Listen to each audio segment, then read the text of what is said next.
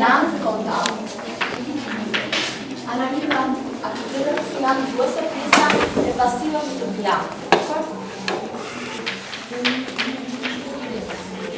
Do bëjmë analizën horizontale të pasivave të bilancit, pra të aktiviteteve financuese për 2 vite. Pra krahasimin, analizën horizontale krahasimin ka një vitën tjetër.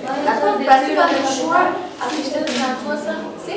Detyra dhe kapitali aksioner. Detyrime dhe kapitali aksioner. Pra, janë gjithë aktivitetet financuese të kompanisë. Përfshin detyrime dhe kapitali aksioner. Edhe tregojmë se si kanë ndryshuar si element i aktiviteteve financuese nga një vit në tjetër, në cilat kanë qenë arsyet, pra, cilat normalisht janë subjektive, arsyet që kanë shkaktuar të ndryshim. Pra, si kanë ndryshuar. Dakor? E në marrim të dënat. Borxhi afatshmëri. Tani të dënat për 2010 dhe për 2009, normalisht mund t'i marrën në vlerë, pra sa kanë qenë borxhi afatshmëri në vlerë, mund t'i marrën dhe në përqindje. Pra, sa kanë qenë në përqindje, borxhi afatshmëri. Dakor? Totali i përqindjeve, pra totali çdo elementi të pasivit, është 100%. Pra, në këtë rast t'i marrën në përqindje. Pra, totali do jetë 100%. Dëgjoni pak, mos po mua vetë. Totali do jetë 100%. Dakor? Pra, çfarë do të pasqyrojmë për çdo vit? Do pasqyrojmë në vlerë, do ta pasqyrojmë në përqindje. Çdo të thotë, çfarë përqindje ka borxhi afatshmëri ndaj pasiveve? Dakor? Pjesa në 2010-ën e borxhit afatshmëri ndaj pasiveve në përqindje është 8.72%. Dakor? Në 2009, pra, në 2010-ën që supozojmë se jemi në 2010-ën, në 2009 kanë qenë 2.16%.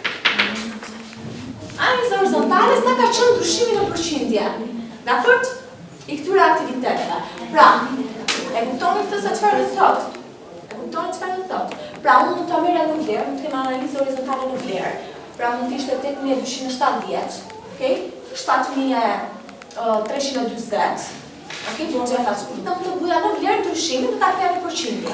Pra, sa ka qenë ndryshimi në vlerë dhe në përqindje në njëra në tjetrën. Por, një analizë tjetër është unë e marr si pjesë të aktive, pra shpesh ka secili element i bilancit në totalin e pasiveve. Dakor? Pra është pjesa që borxhi afatshmëri zë kaq pjesë në totalin e pasiveve. Dhe ç'pjesë ka ndryshuar? Sa ka ndryshuar? Dakor? Pra sa është rritur apo sa është vogluar? Në këtë rast, nga 2009 në 2010, si ka qenë ndryshimi? Pra, me sa ka ndryshuar? Po ta bëjmë në përqindje. Atëherë, po ta bëjmë në përqindje do jetë 8.72% minus 2.16%, pjesë në sa që ka qenë në përqindje. Sa ka ndryshuar? Përqindja e ndryshimit, pra, analiza horizontale është përqindja e ndryshimit. Sa ka qenë ndryshimi në përqindje? 5.2.16%. Dhe përqind me përqind thjeshtohet dhe të gjejmë sa ka ndryshuar 378 herë ose 378%. Pra, sa është rritur?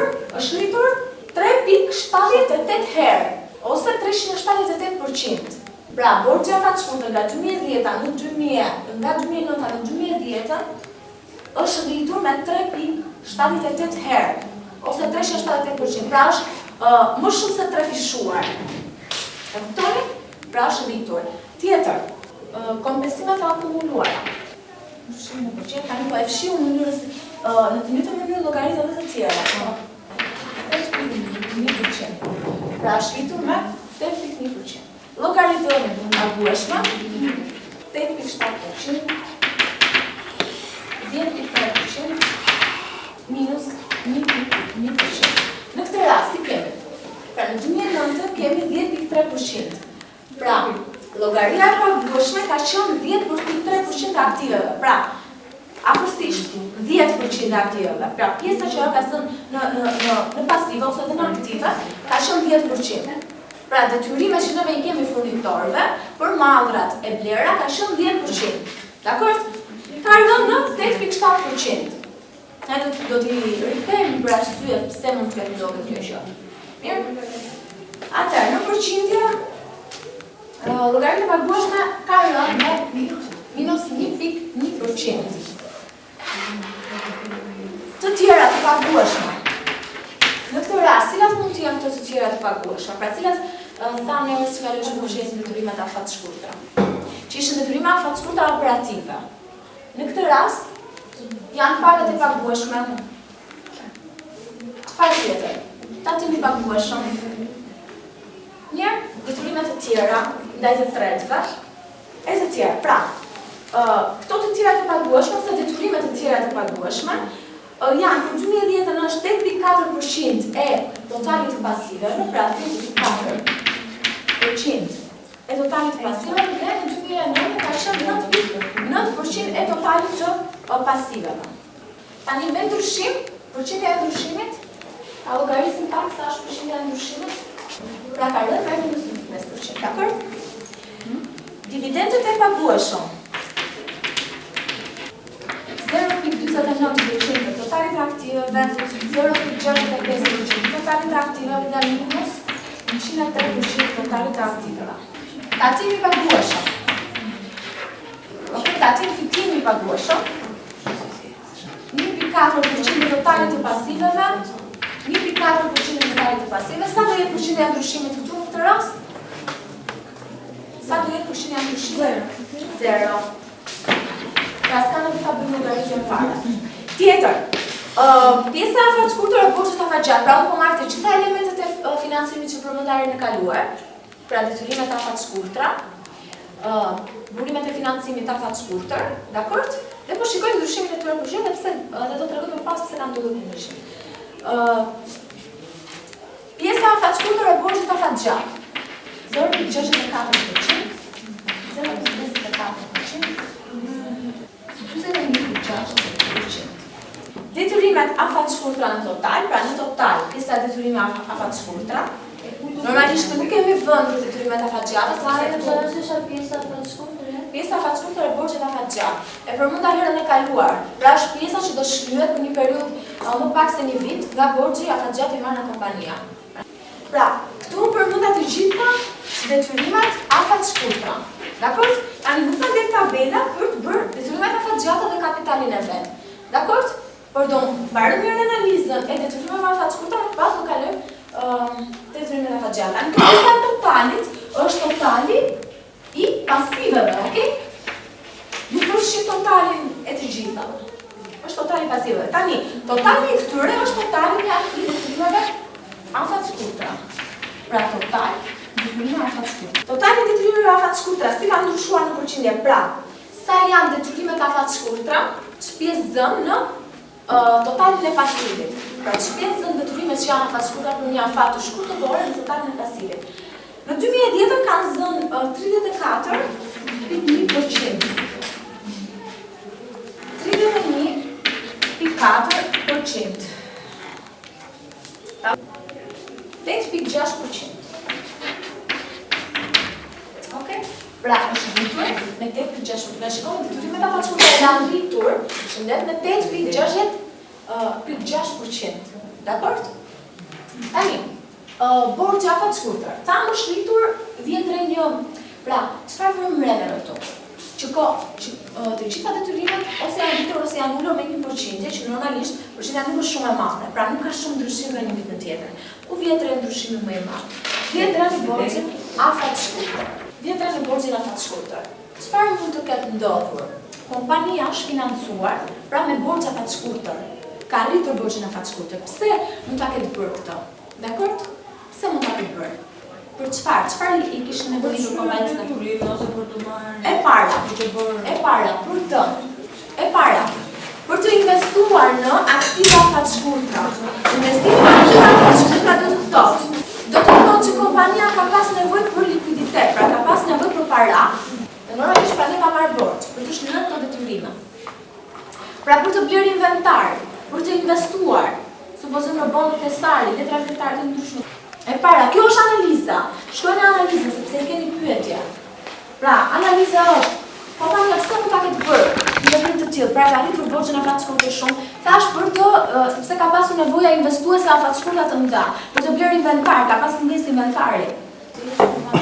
Ka parë një investim shumë të rreqës në treg, që mund të arritur norma bonave festare dhe ka bërë një investim, që e shikon të rreqës dhe të ketë një kthim të madh.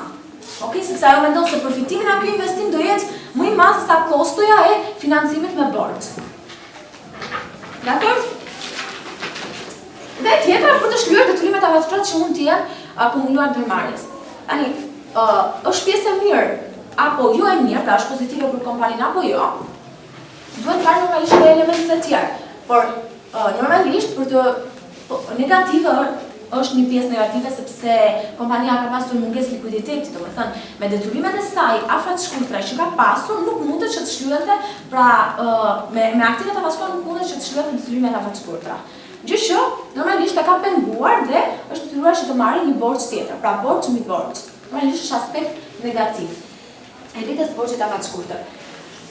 Për sa i përket llogarisë së pagueshme, shohim një tendencë 8.7% 10.3%, pra një tendencë rëndëse të llogarive të pagueshme. Do thotë blerja e madrave me kredi, pra blerja nga furnitorët e ndryshëm, pra ka rënë me 1.1%. Rënja nuk është shumë e ndjeshme, por përsëri vjet re një rënje. Çfarë do të thotë kjo? Pra, kompania nuk pra të llogaritë e pagueshme, çfarë kemi vënë? Një rënje me 1.1%. Tani rënja nuk është shumë e ndjeshme, por është një rënje e caktuar. Çfarë do të thotë? Çfarë mendoni se do të thotë? Pra çfarë ka bërë kompania? Në vitin 2009 ka blerë mallra, pra nga furnitorët, më shumë se sa ka blerë në vitin 2010. Kjo do të thotë, kështu përkthehet. Dakor? Pra përderisa llogaria e pagueshme ka rënë, normalisht ka blerë mallra më pak në 2010-ën. Çfarë do të thotë kjo? Ka blerë mallra për t'i rishitur ose ka blerë inventar për të prodhuar dhe për t'i shitur. Çfarë do të thotë? Do të thotë që ka prodhuar më pak ose ka rishitur, pra ka shitur këto mallra që ka blerë më pak. Çfarë do të thotë kjo që ka rënë kërkesa në treg për këto mallra? Mund të ketë rënë normalisht më shumë se 1.1%. Çfarë do të thotë tjetër? Që ka pasur nga periudha e kaluar inventar stok. Mund të thotë edhe këtë, dakor? Pra, duhet i merrni parasysh të gjitha mënyrat çfarë mund të ketë ndodhur. Dakor? Pse nuk është se jemi realisht në kompani, që ta dimë çfarë mund të ketë ndodhur, por nga ca dhënat ne supozojmë këtë. Si pra investuash potencial që ne duam të investojmë në kompani, nga të dhënat financiare ne shohim këtë, pra këtë gjë përkthejmë. Sepse realisht nuk e di se çfarë ka ndodhur. Këtë tjetër mund të ketë pasur inventar stok. Nga 2009 dhe e ka përdorur 2010 dhe prandaj nuk ka blerë mallra dhe shërbime. Dakor? E kuptuat këtë që po them u shkruajeni sepse kjo është analiza. Të tjera të pagueshme. Pra, siç e përmenda, rënja e llogarisë së pagueshme nuk ka qenë ndjeshme. Okej, por vjet re një rënje. Normalisht do bëjmë çfarë analizë. Të tjera të pagueshme që do të thotë interesi i pagueshëm, që do të thotë jo leksion. Që do të thotë interesi i pagueshëm, që do të thotë pagat e pagueshme. Çfarë kanë bërë ose detyrimet të tjera? Detyrimet të tjera që i ka të tretëve, që normalisht nuk është përmallë dhe shërbime të blera, pra të pagueshme. Hajde. Sa ka qenë? Në 2009 ka qenë 9.9%, ndërsa në 2010 janë 8.4%. Pra, ka rënë ndjeshëm me 1.5%. Çfarë do të thotë? Detyrimet ndaj të tretëve, pra ndaj pagat në interesit ka rënë. Çfarë do të thotë që kompania e ka shlyerë një pjesë të detyrimeve ndaj të tretëve? Mirë? Normalisht është aspekt pozitiv, por aspekti negativ është ato fonde që ka bërë shlyerjen e këtyre detyrimeve, po mund t'i përdorte për t'i investuar, dakor? Pra ka shlyerë këto fonde dhe ka marrë borxh afat shkurtër. Mirë? Një pjesë të shlyerjes së fondeve e ka bërë me çfarë? Me borxh afat shkurtër. Këto mund të vëmrene.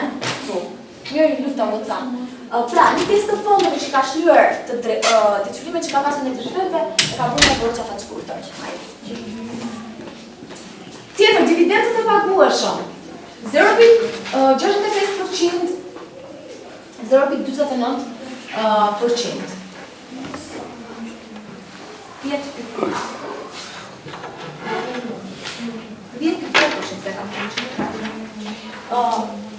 Çfarë ndodh me dividendët pra detyrimet që i ka pronarëve të saj, pra aksionerëve të saj? Çfarë ndodh? Pra, detyrimet, çfarë kanë bërë? Ka rënë. Do të thotë që një pjesë, detyrimet që i ka pasur aksioneve ja ka shkruar, do të thotë që ka shpërndar dividend. Ka shpërndar dividend. Këto fonde ku i ka gjetur? Normalisht ka marrë borxh afat shkurtër. Këtë mund të vëmë re. Pra, një nga mënyrat që i ka shkruar fonde ka qenë duke marrë borxh afat shkurtër. Sa siç tham, kishte mungesë likuiditeti nga të dhënat që përshikojmë nga pasiva. Dakor? Tjetër, tatimi pagueshëm. Nuk ka ndryshuar. Pra, të njëjtën sasi detyrimi që ka pasur ndaj shtetit për 2009, të njëjtën ka dhe në 2010. Pra, tatimi ka qenë një lloj. Që do të thotë çfarë kjo? Si ka qenë pasqyra të ardhurave dhe shpenzimeve për vitin? Sepse mbi bazën e fitimit është llogaritur dhe tatimi. Nuk do ketë pasur shumë llogari. Pra, nuk ka pasur shumë llogari, do të thotë që shitjet ose kostot nuk kanë pasur luhatje. Pra, diferenca ndërmjet shitjeve, të ardhurave nga shitje dhe kostos produkteve dhe kostove operative kanë qenë, domethënë të pandryshueshme. Do të thotë kostot e madrave nuk kanë ndryshuar dhe të ardhurat nuk kanë ndryshuar. Normalisht nuk kanë ndryshuar ndjeshëm. Dhe normalisht pjesa e detyrimit është pothuajse, domethënë është e qëndrueshme. Kjo do të thotë që është e qëndrueshme. Mirë. Pjesa e borxhit afatgjat. Pra, pjesa e afatshkurtër e borxhit afatgjat, kësti i borxhit afatgjat. Çfarë ka ndodhur? Kësti i borxhit afatgjat në përqindje është rritur. Pra, çfarë do të thotë që në këtë moment është ulur borxhi afatgjat. Pra, është ulur borxhi afatgjat në moment që borxhi afatshkurtër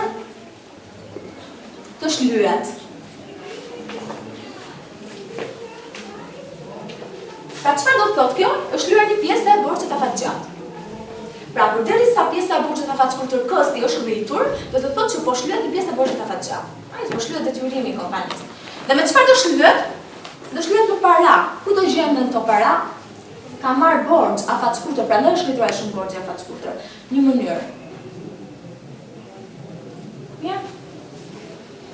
Dhe normalisht ka ndryshuar me 8.6%, pra është rritur totali detyrimeve afatshkurtër. Pra, kompania ka rritur me 1% të caktuar detyrimet. Kjo për arsye, normalisht kush ndikon më shumë në këtë rritje, siç thash më parë, është borxhi afatshkurtër që kompania ka marrë për të rritur pjesën që i takon detyrimeve ndaj pasiveve.